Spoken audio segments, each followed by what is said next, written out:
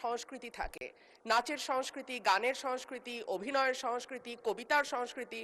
আমাদের দেশে মাননীয় স্পিকার গত 1.5 বছর এবং এরপরে গত 2 মাস ধরে আমরা মবের সংস্কৃতি দেখলাম।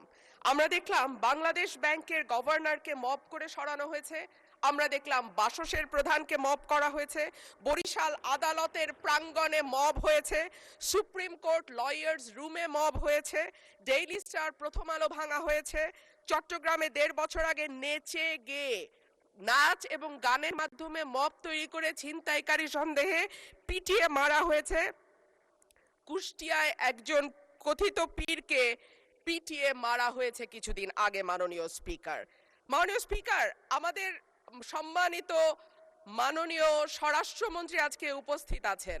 উনি একবার না দুইবার না কয়েক দফা আমাদেরকে আশ্বস্ত করেছিলেন বাংলাদেশে আর মবের কালচার হবে না।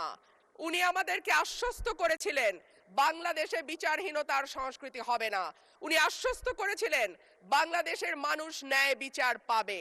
কিন্তু আমরা দেখলাম একটির পর একটি জায়গায় মবের ঘটনা ঘটেই চলেছে। আজকে আমাদের স্বরাষ্ট্রমন্ত্রী উপস্থিত আছেন, আমি ওনার দৃষ্টি আকর্ষণ করে বলি, আজকে মাননীয় প্রধানমন্ত্রীও একই ধরনের কথা বলেছেন। মানুষ যখন ন্যায় বিচার পায় না তখনই এইরকম সংস্কৃতির বাড়ে এবং মানুষ এই ধরনের সংস্কৃতিতে জড়িয়ে যায়। মানুষের মধ্যে হতাশা আছে, মানুষের মধ্যে ক্ষোভ আছে, মানুষের মধ্যে তীব্র শাস্তির অভাব। গত 1.5 বছর চট্টগ্রামে করে যেই লোকটিকে পিটিয়ে মারা হয়েছিল তার বিচার এখন পর্যন্ত হয়নি মাননীয় স্পিকার, এবং